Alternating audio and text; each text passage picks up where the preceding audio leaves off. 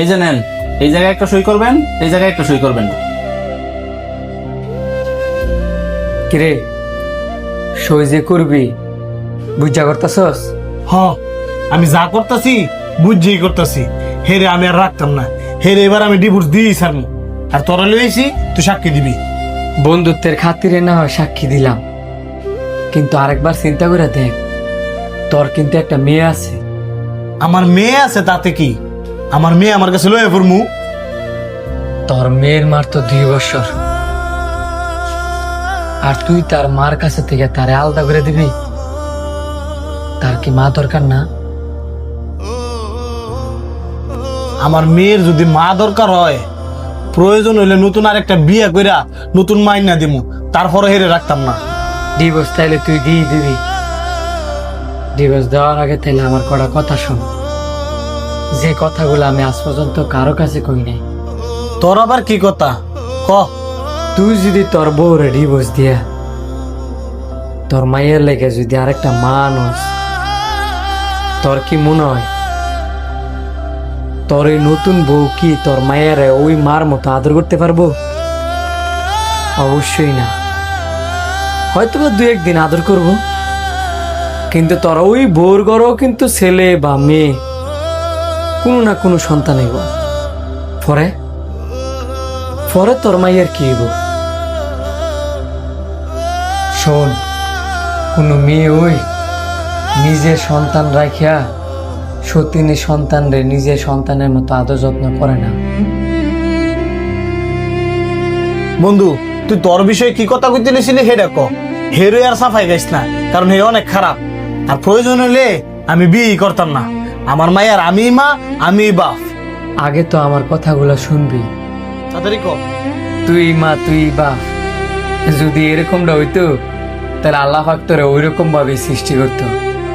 তুই তোর মায়ের যতই আদর করস না কি লিখা, তার মারও বাপ তুই কোনো দিন পূরণ করতে পারতি না।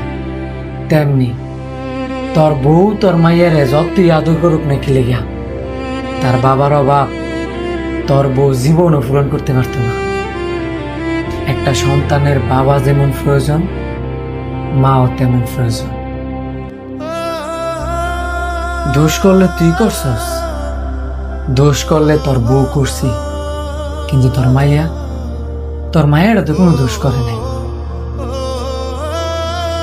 তুই একটা বিয়ে করলে নতুন বউ পাবি, তোর বউ একটা বিয়ে করলে নতুন জামাই পাইব, কিন্তু তোর মেয়েটার মাঝখানটা তোর মেয়েটার জীবনটা নষ্ট হইব।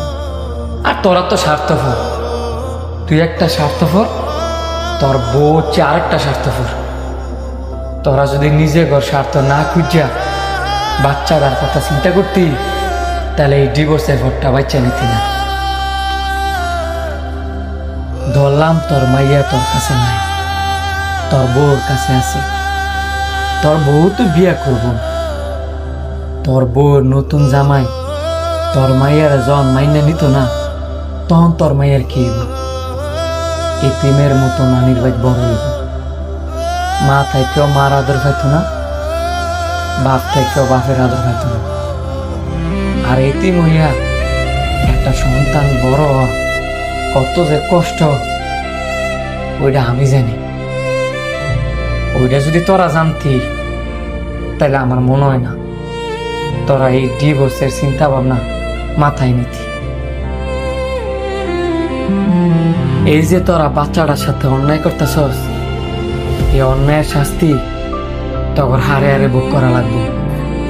তুই ডিভোর্স দিতে আমার কোনো আপত্তি ছিল না, যদি কিনা তোরা সিঙ্গেল থাকতি, তখন জীবনে কোনো বাচ্চা না থাকতো। তোর ডিভোর্স দেওয়ার অধিকার আছে, কিন্তু একটা বাচ্চার জীবন নষ্ট করার তখন কোনো অধিকার নাই। তুই তোর বউর দোষ ধরস, আর তোর বউ তোর দোষ ধরে। এই যে দুজনের দোষগুলা ধরস, এই দোষ না ধরিয়া একজন আরেকজনের যদি মানায় নিতি, তাহলে তখন জীবনে কোনো ঝামেলাই থাকতো না। আর এই ডিভোর্সের পর তখন বাচ্চা নেওয়া লাগতো না। তাইলে বন্ধু এখন আমি আর কি করব? কি করবি মানে? আগে তুই নিজে ভালো হ। দেখবি তোর বউ এমনি এমনি ভালো হইবে। আপনার বন্ধু এতক্ষণ যা কইছে সবগুলো কথা সঠিক কইছে। ডিভোর্স দেওয়ার আগে একবার না 1000 বার চিন্তা করা উচিত।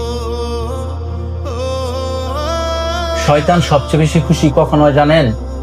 যখন সে জানতে পারে যে একটা স্বামী স্ত্রীর সংসার ভেঙে গেছে। আর এই সেম কথাটা যখন আল্লাহ পাক শুনে, তখন আল্লাহ পাকের আরশটা কাঁপা ওঠে।